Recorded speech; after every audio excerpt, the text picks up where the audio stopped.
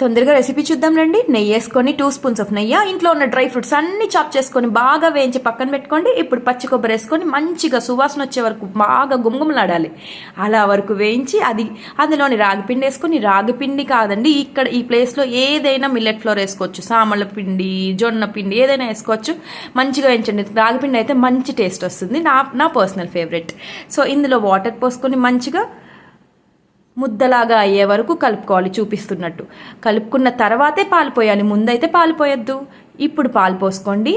పాలు నీళ్ళు క్వాంటిటీని మీకు నచ్చినంత జారు, నచ్చినంత చిక్కనదనం కోసం అడ్జస్ట్ చేసుకోవాలి.